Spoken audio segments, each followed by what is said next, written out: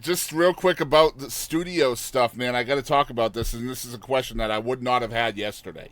So I'm Okay. pretty happy about this one. I'm referring to the song "Life Ain't Always Pretty." Now, I am I'm a fan of music that is very kind of toned back, pulled back, like less instrumentation, less polished, less production, so to speak. And correct me if I'm wrong. I'm pretty sure this song, the version I heard anyway, is just an acoustic guitar and a cello.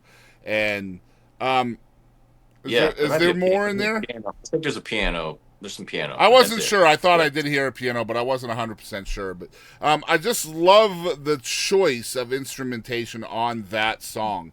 So I would love to hear from your standpoint. Are you more hands on or hands off in the studio? In other words, is your role important in choosing the instrumentation, or are you typically just letting the producer choose that for your songs?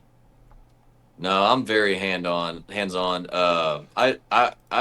I pretty much produced my record. Now I there were Caleb Fisher and David Dorn definitely did some co-production stuff with me on a few songs. I think David he was in there with me on that song specifically, and kind of like bouncing stuff off of each other. But to me, production, when you get in the studio and start producing these songs, to me it's like writing the song a second time Yeah, because it can take on a whole new life. it's a You can completely make it. different atmosphere. It's a different part of Yeah, the yeah. the You can process.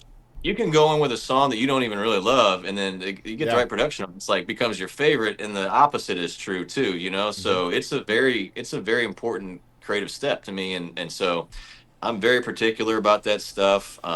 Even in the mixing phase, my buddy, who's my friend now, but we kind of became friends through working together. But Caleb Fisher and I would sit there, and he would mix stuff, and I would just kind of sit there right next to him, and and God bless him. I don't know how he put up with me. I don't know how we're friends, honestly. But yeah, just have like I'd take whatever we did, and I'd come home and I would listen to it over and over, and I'd fill up a page and a half or 2 pages of notes of like, we need to boost this at 2K. We need to cut this out here, bring in this heavier here. It'd be cool as if we brought in some strings on this part, and like, so I'm very hands on with that. And, Yeah, see, uh, I've never understood the hands off people, right? Like, I don't care how good the producer is, man. Like, if I was that guy or girl, I would be very hands on. And the way, like, songwriters call their songs their babies, and I always kind of put a little analogy on, well, if it is a baby and you drop your baby off at school, I don't care how good the teacher is, you're still going to wonder how your baby is doing throughout the day.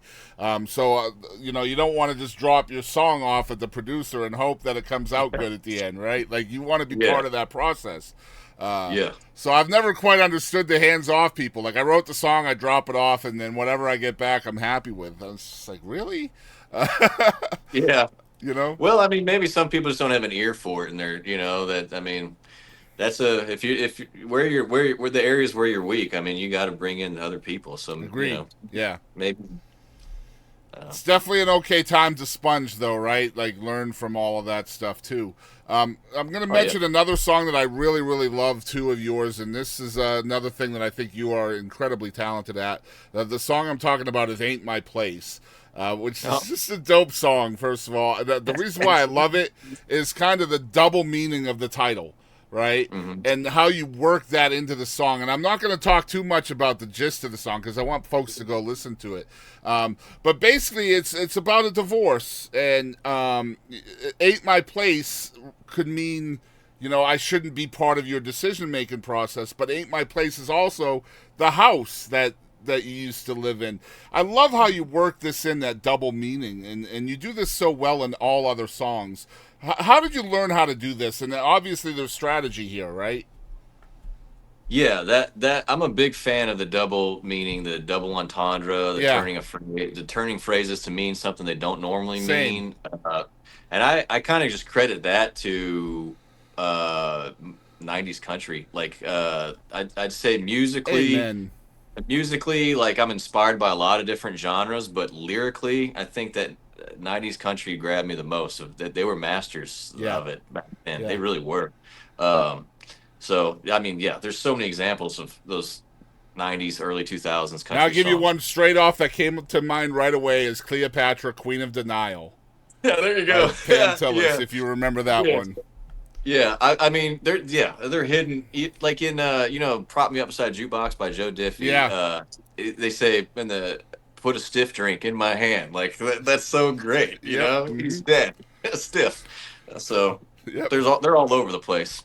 Yeah. Yeah, I love when that happens though, and I like when I heard that song, I was like, man, this is just so clever, man, just so cleverly written. And you're right, like as someone who's been divorced, it ain't your place in either way anymore, right? But Mhm. like, you Right. still kind of wonder, why, or I mean, just the standpoint of the person that wrote the song, whoever that is. Just great stuff. I love how you implement your personal experiences into your songs too. So just last question before we get into the second song, how much of your writing is from personal experience and how much of it is from just living life and seeing what other people are going through?